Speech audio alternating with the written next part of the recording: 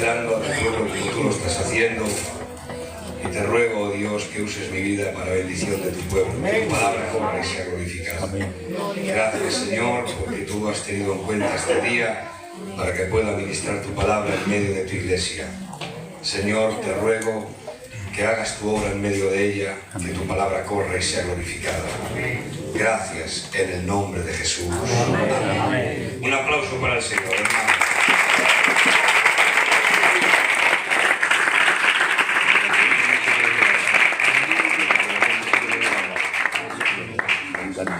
Que Dios os bendiga a todos, hermanos.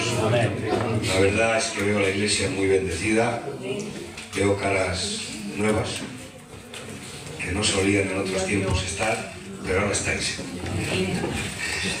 Entonces voy a compartiros la palabra del Señor y hace ya tiempo toqué algún detalle aquí.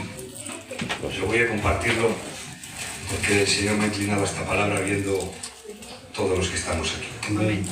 Os voy a hablar, hermanos, de un tema que creo que es de vital importancia y es que necesitamos conocer a Dios. Amén. Amén. Y a Dios se le conoce por medio de la revelación de su palabra. Mira, que hables en lenguas es una bendición. Habla lenguas. Que sientes escalofrío, pues gloria a Dios por ello. Que te caes al suelo y haces la concreta, porque Dios te bendiga. Pero a Dios no le vas a conocer por eso. A Dios le vas a conocer por la revelación de la Escritura. Y necesitamos conocer a Dios por la información de la palabra. Para saber quién es Dios, cómo es Dios, cuál es su voluntad, el plan de salvación. Todo está aquí revelado. Así que, hermanos, necesitamos conocer a Dios, pero necesitamos conocer a Dios por sus atributos. Porque los atributos son su esencia. ¿Qué es un atributo? Un atributo es la cualidad o la característica de una persona, en especial algo que va en relación con su naturaleza. Es decir, ¿qué podemos decir de un atributo? Pues es la característica o la cualidad, característica o cualidad de una persona, en especial algo que es parte intrínseca de su naturaleza. La teología normalmente, en vez de llamar atributos, lo llama perfecciones. A mí me gusta también llamarlo perfección, en vez de atributo, perfección, que es lo mismo. Y necesitamos conocer a Dios por sus perfecciones, por sus atributos. Y mirad, hermanos, aquí está revelado el carácter de Dios. Y a Dios se le conoce por sus atributos.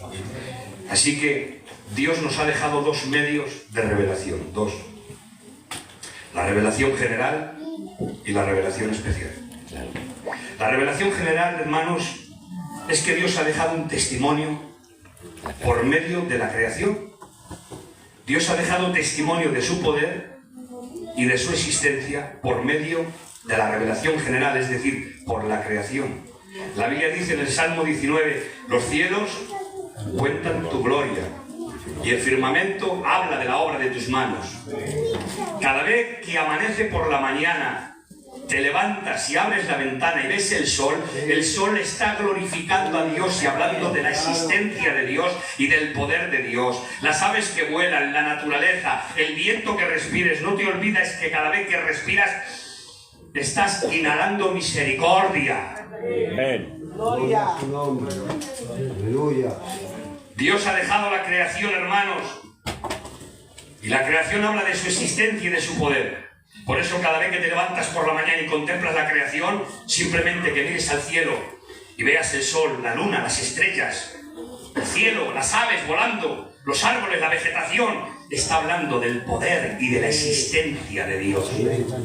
Pero la Biblia dice, hermanos, en Romanos capítulo 1, nos dice, la ira de Dios, Dios tiene ira, hablaremos un momento de ello, la ira de Dios se revela desde el cielo contra toda impiedad e injusticia de los hombres que detienen con injusticia la verdad. Y ahora dice, porque lo que de Dios se conoce, pues les es manifiesto. Dice, pues Dios se lo manifestó. Y ahora dice, ¿qué es lo que manifestó? Dice, su eterno poder y deidad. Y dice, se hacen claramente visibles por medio de lo que fue hecho. De modo que el hombre no tiene excusa.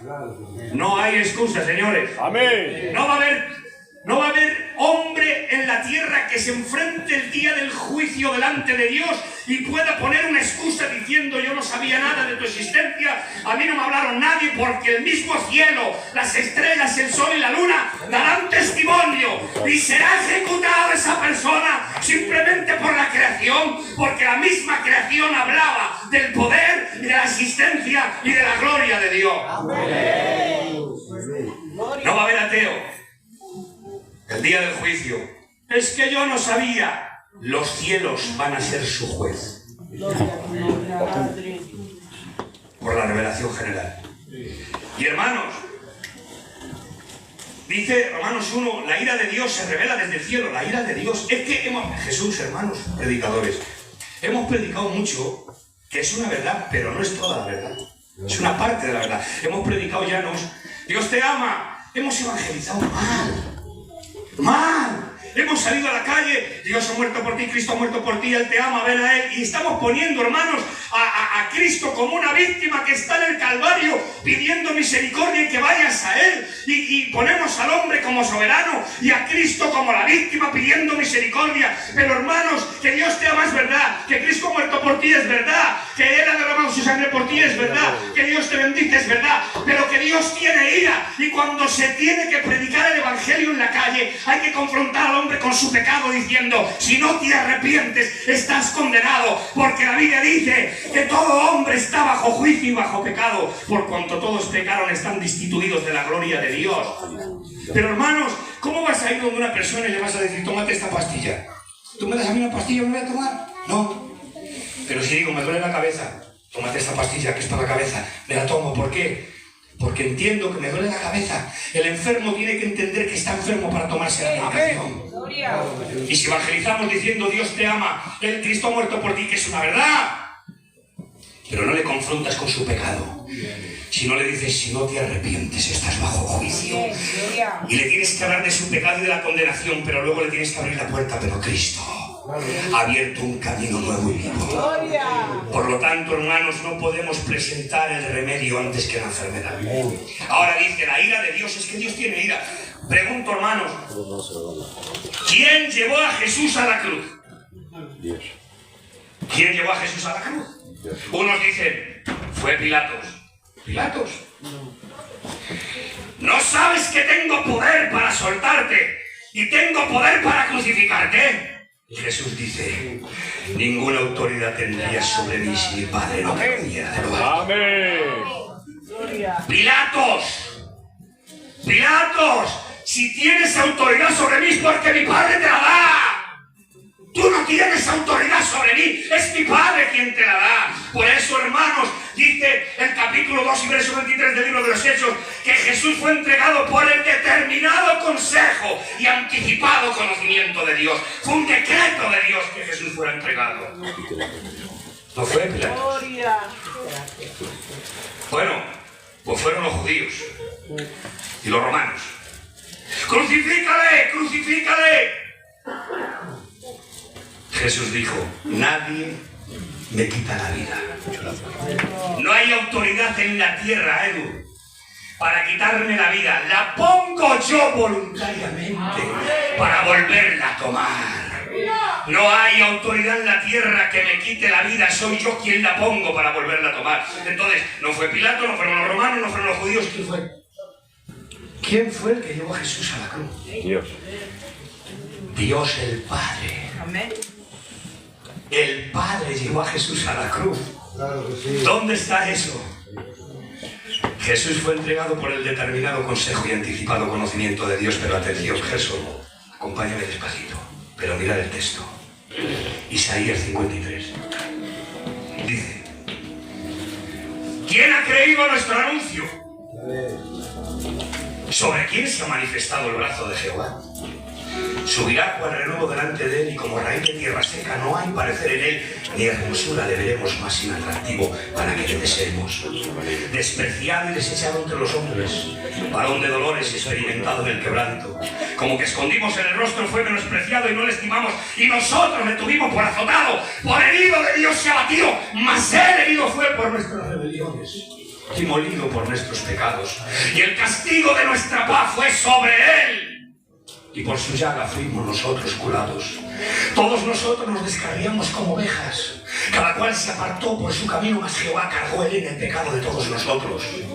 Angustiado él y afligido, y como cordero fue llevado al matadero, y como oveja delante de sus trasquiladores se enmudeció y no abrió su boca. Y ahora dice el texto, pero con todo y eso, es decir, con la obediencia, con la sumisión, con el dolor, con el sacrificio, incluso con las lágrimas que está declarado en Hebreos, dice con todo y eso, Jehová quiso sujetarlo y quebrantarlo, sujetándole a padecimiento. Con todo y eso, dice, Jehová quiso quebrantarlo, sujetándole a padecimiento. ¿Qué fue?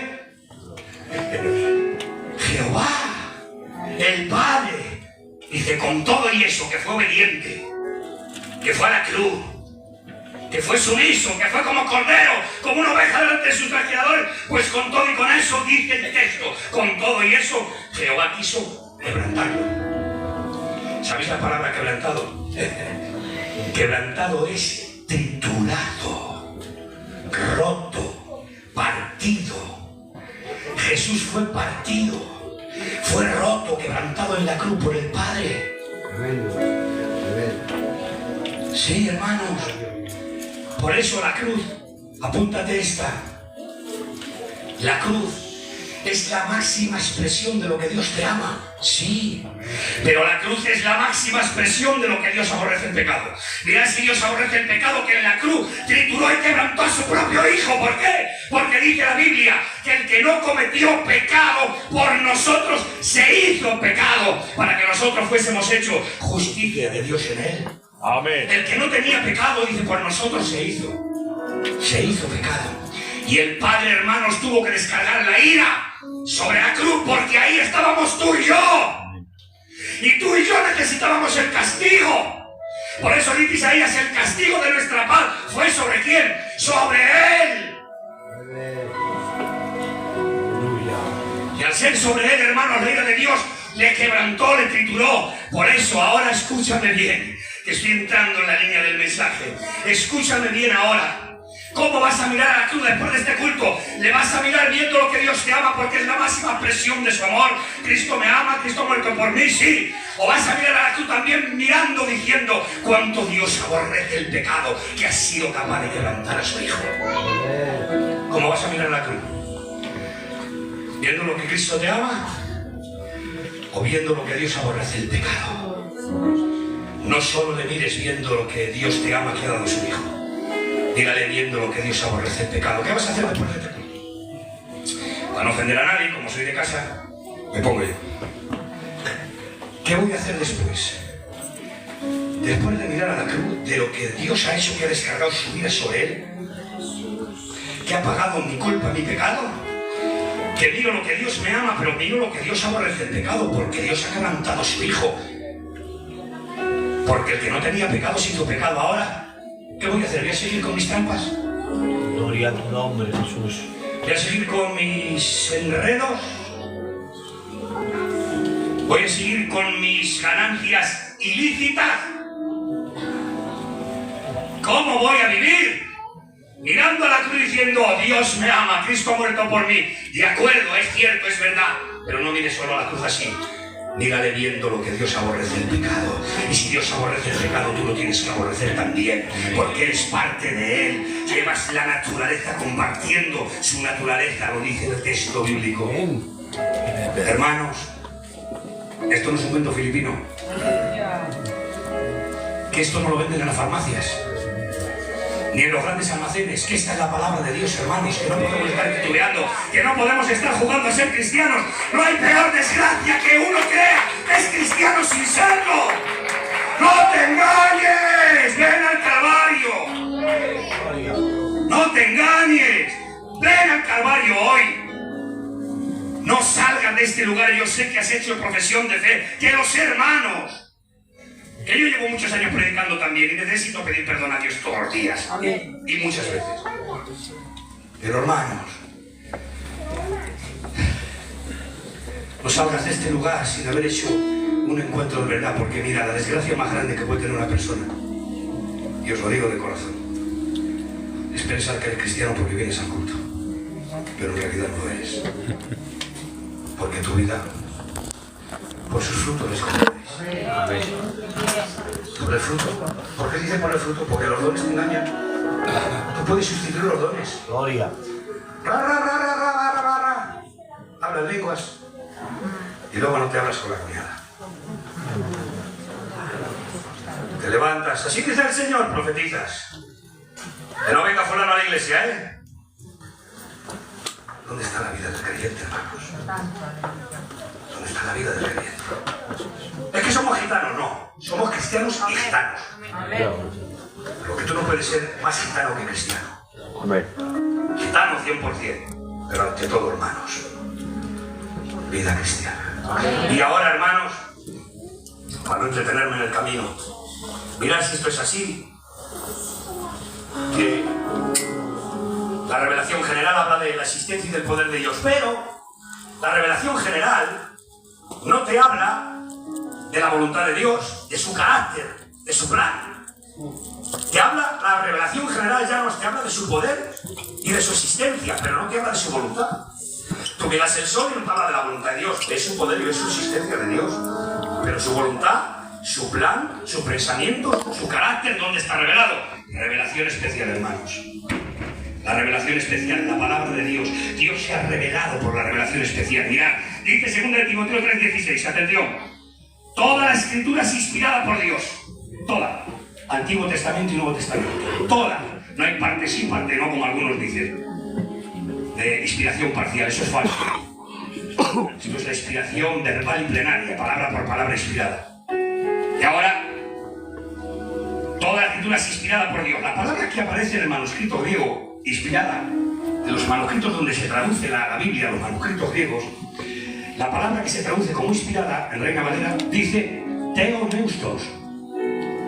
Es una palabra compuesta, Theopneustos, que viene de Teo, que es Dios, Teo es Dios, y Neo quiere decir arrojar aliento, respirar, insuflar. Por lo tanto, la idea del versículo es que toda la escritura ha sido inspirada por Dios, ha sido respirada, inhalada, soplada por Dios. Es decir, que mientras los santos apóstoles escribían con una pluma, un hombre humano que estaba escribiendo, una mano humana que se movía, Dios arrojaba su aliento sobre ellos.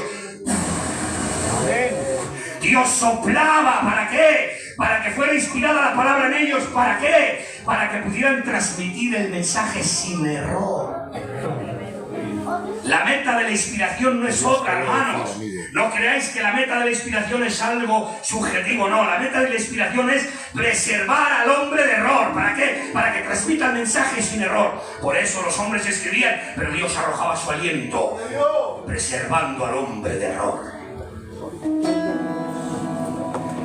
La palabra escrita, un hombre humano que se movía, Dios arrojando su aliento. Pero en Juan capítulo 1 y versículo 1, el Evangelio nos dice: en el principio era el verbo. El verbo era con Dios y el verbo era Dios. Y este verbo se hizo carne. Pero las traducciones más fieles, más críticas y más fieles, hacen un sinónimo y no dice en el principio era el verbo. Algunas dicen en el principio era el Logos. El Logos estaba con Dios y el Logos era Dios, que es el verbo. Pero hay otras traducciones, hermanos, que dicen en el principio era la palabra era con Dios y la palabra era Dios. Y esta palabra se hizo carne. Cristo es la palabra encarnada. Amén. Hermi, Cristo es la palabra encarnada. Así es. Y ahora, la palabra encarnada por dos elementos.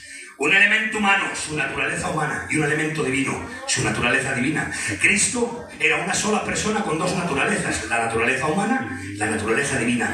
Pues Cristo, por medio de la naturaleza humana y su naturaleza divina, hermanos, en él, desde el pesebre hasta la cruz, en la palabra encarnada, no hubo error, no hubo tacha, no hubo fallo, no hubo pecado, desde el pesebre hasta la cruz. Asimismo, la palabra escrita en sus originales, cuando los santos apóstoles escribían con tinta y papel y pluma, mientras una mano humana se movía, la parte divina arrojaba su aliento. Por lo tanto, por una parte humana y otra divina, En la Biblia, en su original, no contiene error, no contiene fallo, no contiene tacha, hermano. En sus originales, porque fue inspirada. Y ahora, hermanos, hay un texto. Estoy diciendo todo esto de conocer a Dios porque está en la revelación de la palabra, pero hay un texto que a mí me dio mucho que pensar. Pastor David, me dio miedo, de verdad que me dio miedo, y yo creo que vosotros también deberíais de darlo. Dice, no voy a entrar en los detalles porque me llevaría tiempo y tengo muchas cosas que deciros. Juan 4, la mujer samaritana, Jesús aparece junto al pozo de Jacob y le dice a la mujer que estaba allí samaritana, mujer, dame de beber. La mujer samaritana dice, ¿cómo tú, siendo judío y yo mujer samaritana, me pides de beber, que no nos tratamos entre sí? Y Jesús dice, si supieras el don de Dios, tú le pedirías a él. Y ya entraban en conversación, y a medida que entraban en conversación, la samaritana ya se levanta un poco el cuello porque coge confianza y le dice, nuestro padre Jacob dice que hay que adorar en este monte, en el monte Gerizim. Y Jesús dice, mujer, la hora es y la hora ha llegado que los verdaderos adoradores adoren al Padre en espíritu y en verdad. Muchos dicen que Dios busca adoradores. Dios está buscando adoradores, ¿no ves?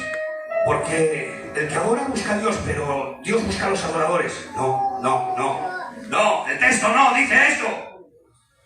El texto dice que Dios está buscando verdaderos adoradores, porque adoradores hay muchos, pero verdaderos hay pocos. Adoradores, en el mundo cantan alabanzas. En el mundo, hermanos, gloria a Dios, aleluya, cuando les sale un negocio ilícito mal, no ha bendecido Dios y cantan alabanzas. Hay grupos que cantan coros en el mundo, hermanos.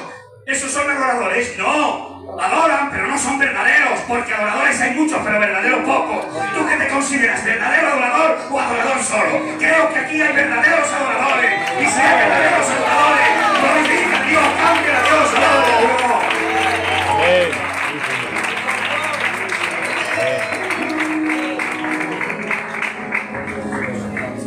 Aleluya. Y ahora, después de decir eso, le dice esta palabra que me da mucho miedo. Me da mucho miedo. Palabra de honor. Y le dice Jesús, mujer, vosotros, los samaritanos, adoráis lo que no sabéis.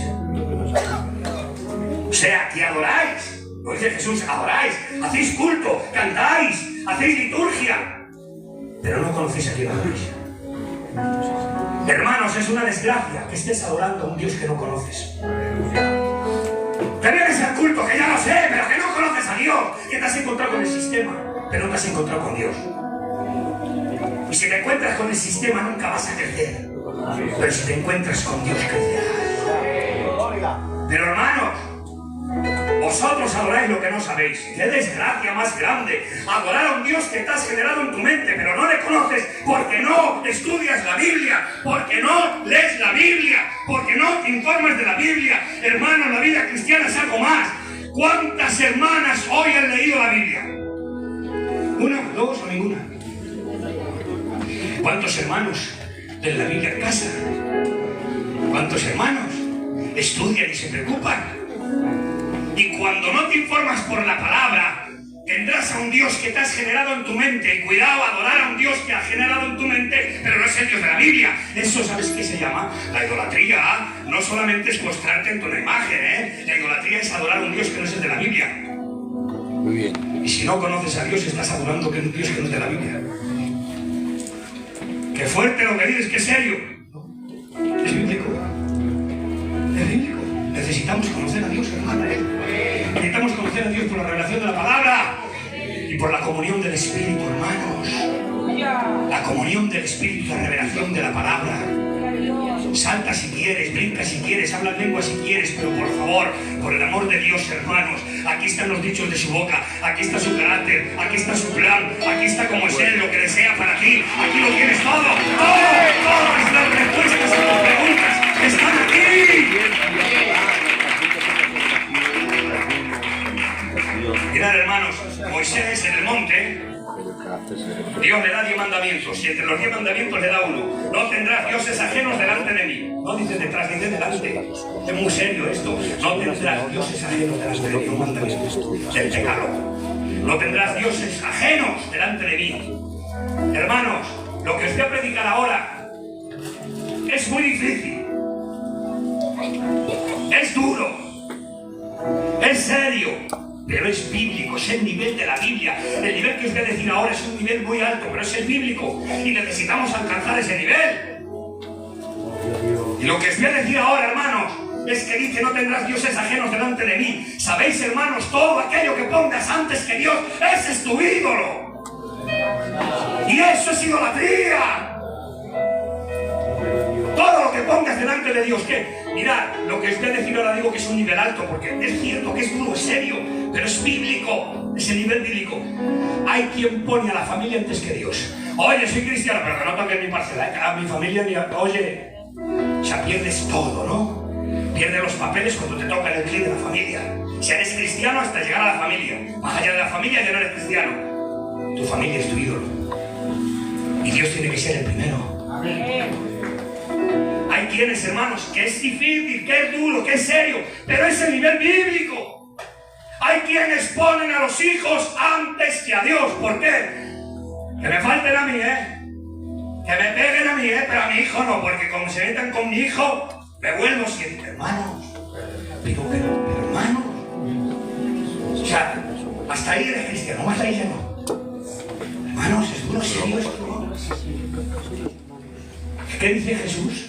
Mateo 10:37, que yo no me lo saco de la manga.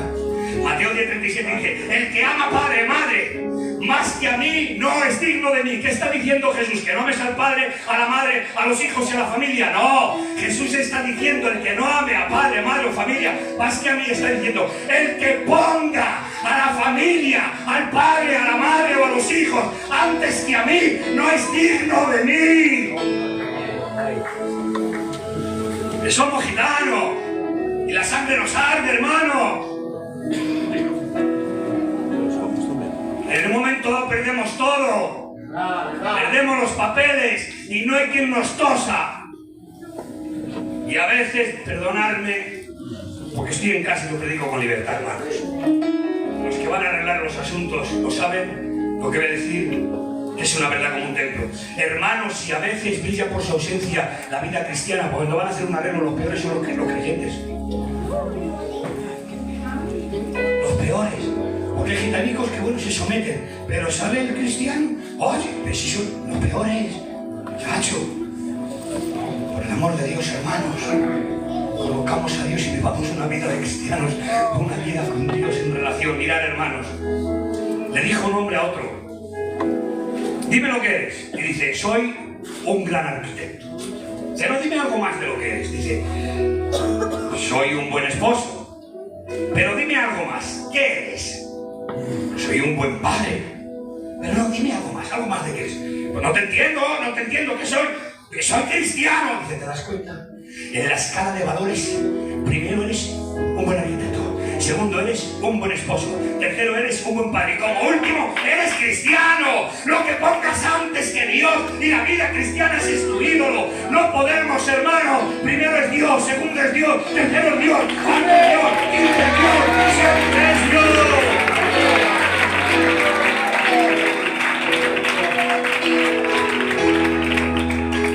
Mirad, hermanos, me llamo un hermano que tengo mucha relación con él. Es más, he estudiado con él mucho. He estudiado con él mucho, a distancia, pero he estudiado muchísimo con él. En facultades, he estudiado con él, es un hombre muy preparado. Y me llama Pastor José, de fuera de Aguas, palabra de honor, muy lejos. Y me llama un día y me dice: estamos hablando de conocer a Dios, por la escritura. Y me dice: Pastor José, hable con mi madre. Es una familia de gitanos muy aposentados. Una hermana trabaja en Sara, otro hermano es policía, otro hermano es guardia civil. Están él tiene una tienda, están muy preparados, muy integrados en la sociedad. Pero son gitanos 100%. Y van al corto.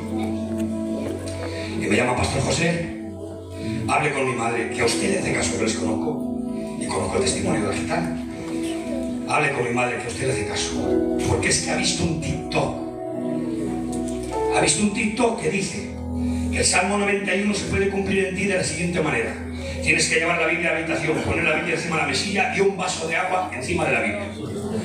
Recitar el Salmo 91, leerlo, te tomas el vaso de agua, vuelves a recitar el Salmo 91 y el Salmo 91 tiene efectividad y Dios te lo concede. Ahora la gitana dice todas las noches, para la gitana pone la Biblia, pone el vaso de agua, recita el Salmo, se bebe el agua. Le dice el muchacho, madre, que esto es brujería, que es hechicería.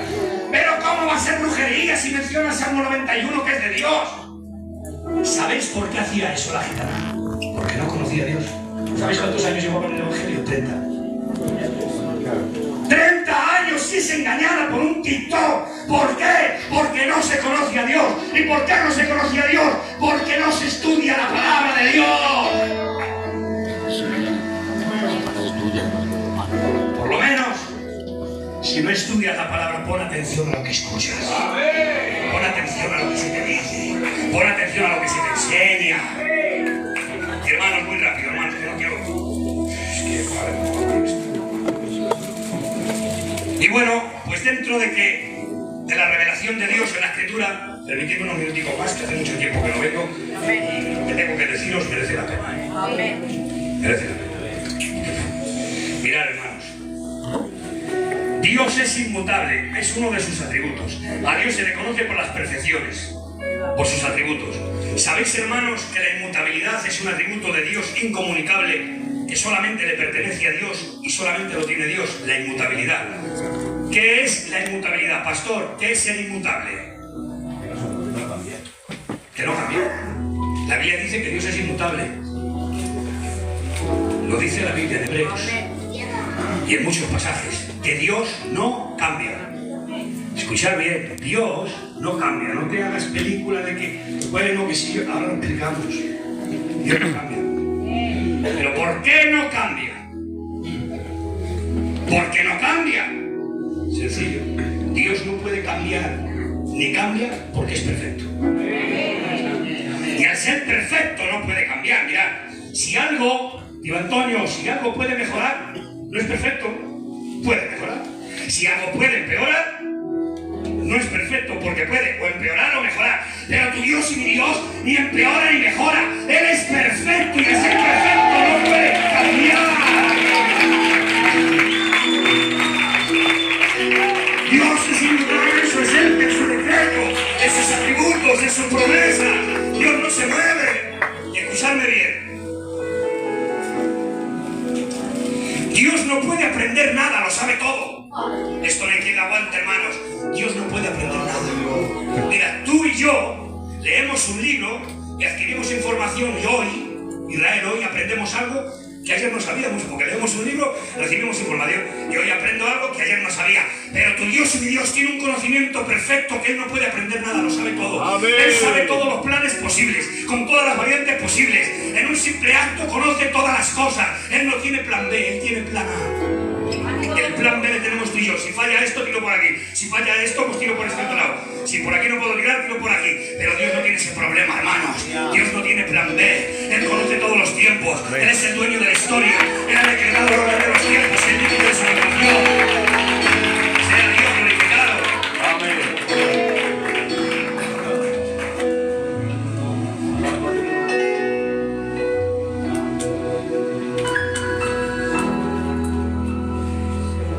Voy a decir, mirad, hermanos, Dios tiene un conocimiento tan perfecto que no existe un átomo volando por el universo que pase desapercibido de su conocimiento. Mirad, un átomo con los ojos humanamente no le puedes ver. Un átomo es tan diminuto que para ver un átomo, Jesús, hay que meterle en un microscopio. Si no, tú no lo ves un átomo. Hay que meterlo en un microscopio porque no lo ves a simple vista. Bien, si hubiera ese átomo volando por el universo y pasara desapercibido del conocimiento de Dios, Dios dejaría de ser perfecto. ¿Por qué? Porque hay un átomo que vuela y Dios no se da cuenta. Es imperfecto. Pero Dios, hermanos, en su conocimiento perfecto no existe átomo que vuele por el universo y que pase desapercibido de su conocimiento perfecto. No hay un átomo volando por el universo y que pase desapercibido de su conocimiento. ¿Y qué crees? Hermana, hermano, ¿qué crees? Si no hay un átomo que vuele y pase desapercibido de él, ¿Qué crees que vas a pasar tú desapercibido? ¿Qué crees que pasas tú desapercibido? ¿Qué crees que Dios no se da cuenta? ¿O cuando tienes problemas? ¿O cuando lo estás pasando mal? ¿Qué crees que le has pillado desprevenido a Dios? ¿O que estaba durmiendo y no se ha dado cuenta? ¿O que no, hermanos, que tiene todas las cosas en sus manos, que Dios conoce tu levantar, tu respirar, tu caminar, que Él conoce todas las cosas, hermanos, que no hay nada que se le escape a su momento perfecto. Aun cuando respiras, hermanos, dice la Biblia que mi suspiro no te es oculto. Mi suspiro. Cuando suspiras, Dios sabe por qué suspiras. Aun tu suspiro a Dios no le es oculto. Oh, dice el texto bíblico, si antes de que venga la palabra a mi lengua tú conoces lo que voy a decir. Oh, hermanos, qué conocimiento maravilloso es el de Dios. Y mirad, hermanos, el único ser que es absolutamente libre es Dios. No hay ningún ser absolutamente libre. Ni tú, ni yo, ni nadie es absolutamente libre. Tienes libres decisiones, eso sí, pero absolutamente libre no lo eres, te lo voy a demostrar. Tú tomas decisiones libres, nadie te obliga. Mira, hoy has comido carne o pescado, lo que has querido. Hoy te has puesto de blanco, de rojo, te has puesto el moño, te has quitado el moño. Has ido a trabajar si has querido, si no te has quedado en la cama, te has levantado a la hora que has querido, has tomado café, no lo has tomado. Has tomado miles de decisiones libres. Porque tienes decisión libre, pero no eres libre absolutamente. ¿Por qué? Porque estás sujeto a circunstancias. ¿Cuántas veces te has propuesto un proyecto? ¿Cuántas veces os habéis propuesto un proyecto? Un viaje. Mañana, ya está preparado todo. Venga, chica, el viaje. Hemos comprado los billetes, las maletas hechas, toda la noche, gozando ya. A las 5 de la mañana salimos de viaje, ya está todo planeado. Pero resulta que vienen por la noche y llaman a tu puerta. Y llaman a tu puerta trayéndote un problema porque ha surgido una circunstancia que no contabas con ella. No te lo esperabas. ¿Cuántas veces nos ha pasado esto? Que no te lo esperas. Y te han llamado y ha surgido una circunstancia que no lo esperabas. Y te han echado a perder el plan, el proyecto, el viaje. Y ahora yo te digo, pero no te ibas de viaje. No eres libre a irte de viaje. ¿Por qué no te vas? No puedo. ¿Por qué? Porque me han surgido circunstancias que me lo impiden. Estás sujeto a circunstancias. No eres absolutamente libre. Pero escúchame bien. Pero lo único que es libre es tu Dios y mi Dios. ¿Por qué? Porque Él vive por encima de las circunstancias. A Él no hay circunstancia que lo pare. No hay brazo que lo detenga. No hay nadie que le diga ¿por qué haces esto? Dirá el vaso de barro al alfarero. ¿Por qué me haces así? ¿Quién eres tú para que acerques con Dios? ¿Os dais cuenta, hermanos? Amén. Permitirme esta locura de estos 10 minutos restantes que me quedan. Permitirme 10 minutos restantes, hermanos.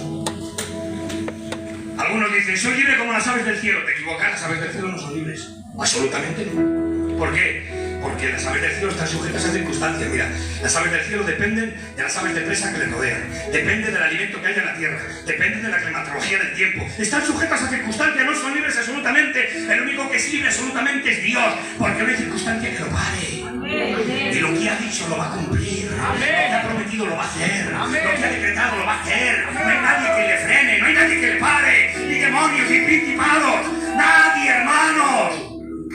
Dios es el único soberano. Amén, amén, amén. Él es soberano y todopoderoso.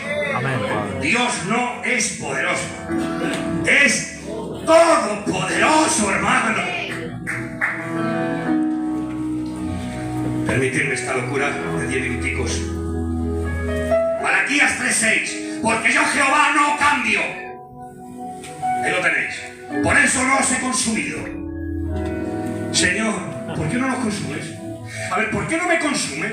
Si a veces pienso lo que no debo, si a veces toco lo que no debo, si a veces hago lo que no debo, si a veces me comporto ofendiéndote, ¿por qué no me consumes? Porque no cambio.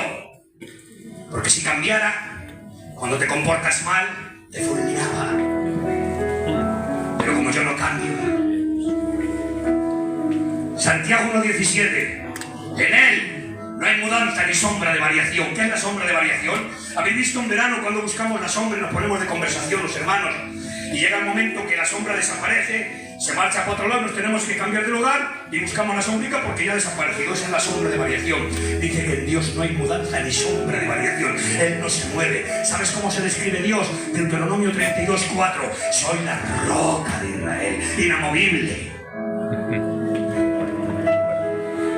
ahora, para los judaizantes, Jesús, que ha tratado este tema últimamente, creo, algo así, ¿no? Para los judaizantes, ¿esto qué quiere decir ahora? Hebreos 13, 8. Los judaizantes dicen que Cristo no es Dios. Yo, Antonio, eso dicen los judaizantes. Es el Mesías, pero no es Dios. Vale. Estamos hablando que Dios es inmutable. Es un atributo que solo lo tiene Dios, le pertenece a Dios incomunicable. Es que Dios no cambia porque es perfecto, porque es poderoso, es absoluto. Bueno, pues ahora dice Hebreos 13, 8, hablando de Jesucristo. Dice, porque Jesucristo es el mismo, ayer, hoy y por los siglos. Le atribuye inmutabilidad el autor de Hebreos, hermanos. Un atributo que le pertenece única y exclusivamente a Dios. El libro de Hebreos se lo atribuye a Cristo, diciendo en Cristo hay inmutabilidad. Amén.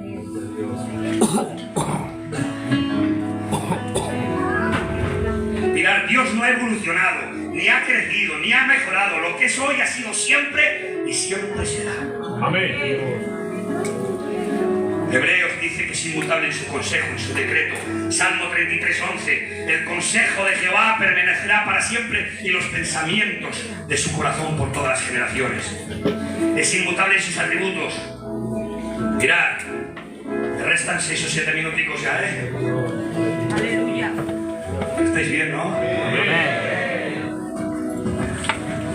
Me restan 6 minutitos. Mirad, los atributos de Dios solemos poner cuando dice Dios es amor, porque dice la Biblia Dios es amor, ¿es verdad? Pero cuando hablamos de los atributos, parece ser que damos una imagen como que el atributo más grande de Dios, el atributo mayor, es el amor. Pero eso no es así. ¿Por qué? Porque en los atributos de Dios no hay tensión uno con otro. Amén. Se habla de la simplicidad de Dios. ¿Qué quiere decir? Que Dios es simple. No es que sea simplón ni tenga simpleza, sino que Dios es simple en sus atributos. Quiere decir que Dios no está compuesto de partes. No es parte justicia, parte amor, parte misericordia, parte ira, no. Es 100% justicia, 100% amor, 100% misericordia. No hay tirante en ninguno de sus atributos. Por lo tanto, Dios es amor, sí, 100%, pero también Dios es justicia, 100%. Y ahora, hermanos, dice la Biblia, Jeremías 31:5. Con amor eterno te he amado. Con amor eterno.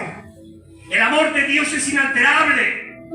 El que quiera discutir con la Biblia, que discuta, pero dice, con amor eterno te he amado. El amor de Dios no mengua ni crece. A Dios, hermanos, mañana no te va a amar menos que hoy, ni hoy te va a amar más que mañana, no. El amor de Dios es inalterable.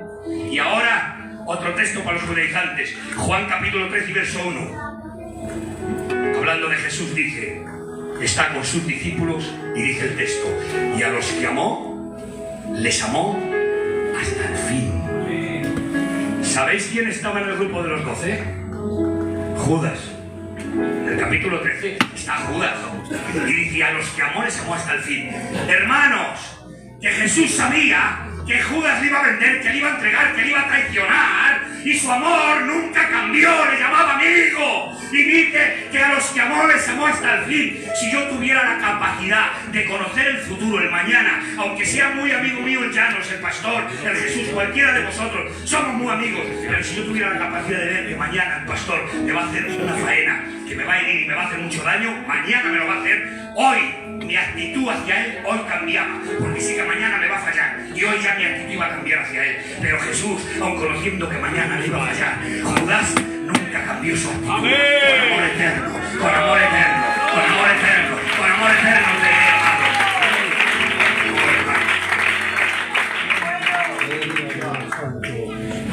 Isaías 54 dice, los montes se moverán, los collados temblarán, pero mi misericordia no se apartará de ti, ni el pacto de mi paz será quebrantado. Amén. Los hombres cambiamos, hermanos, pero Dios no. Y finalizo.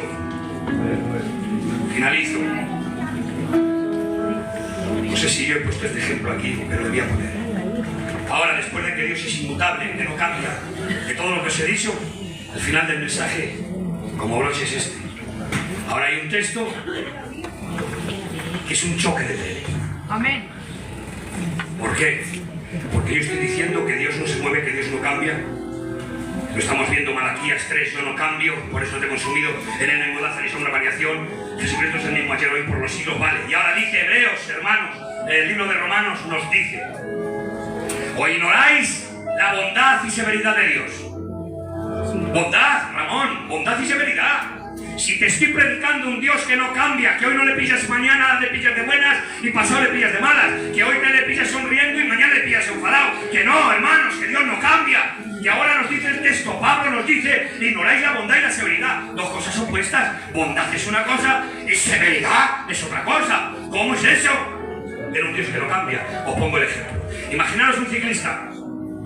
Un ciclista va dando pedales y el viento le da en la espalda, y mientras va dando pedales el viento en la espalda le va ayudando, le va empujando y le hace muy fácil la travesía. Va dando pedales, le facilita el viento en la espalda, gozando, pero ahora el ciclista se para, hace así, se da la vuelta y empieza a dar pedales en dirección contraria. El viento que antes le ayudaba y le era propicio, ahora ese viento le resiste y le sujeta y le hace costosa la travesía. ¿Quién cambió? ¿La dirección del viento o el ciclista? El ciclista. Así mismo, depende con la actitud que te acerques a Dios, podrás experimentar bondad o podrás experimentar severidad. Dios no cambia, Dios no se mueve. Experimentarás bondad o experimentarás severidad. Depende de cómo te acerques a Dios, cómo vas a caminar con Dios, cómo vas a acercarte a Dios. Y hermanos, Génesis 20, Abraham le dice a Sara: vamos a Egipto. Van a Egipto y le dice: Sara, di que eres mi hermana, que eres muy guapa, no digas que eres mi mujer, que me pueden matar a mí por causa tuya, di que eres mi hermanica. Así lo hizo. Abimelech ve a Sara, tan juncal, tan guapa, traérmela para palacio. Y han traído a Sara al palacio. Pero podéis leerlo, hermanos. Y dice la Biblia que Dios habla en sueños a Abimelech. Y le dice: Abimelech, no toques a Sara, porque es mujer de Abraham. Y dice Abimelech a Dios en el sueño: Señor, tú sabes que con manos limpias y con integridad de corazón he hecho esto. Él me dijo de su propia boca que era su hermana. Yo he andado con manos limpias y con integridad de corazón. Y la respuesta de Dios es: sé que con integridad de corazón y limpieza de manos has hecho esto, pero yo te retuve para que no pegaras contra mí. Si no te retengo, tocas a Sara. Ahí está la responsabilidad humana y la soberanía de Dios, hermanos.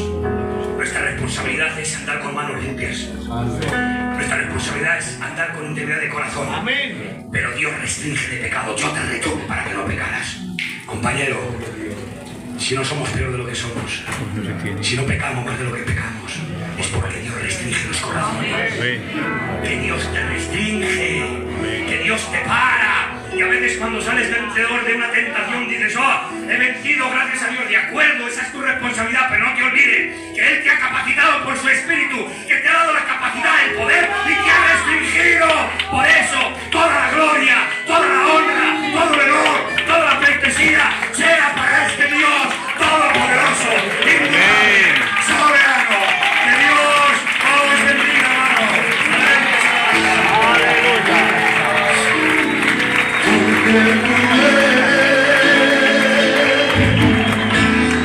Hasta aquí este directo, que Dios os bendiga. Luego a las 10:30 hacemos otro directo, ¿vale? Que viene visita aquí en la iglesia Zona Azul. Os esperamos a las 10:30. Bendiciones y que Dios os bendiga a todos.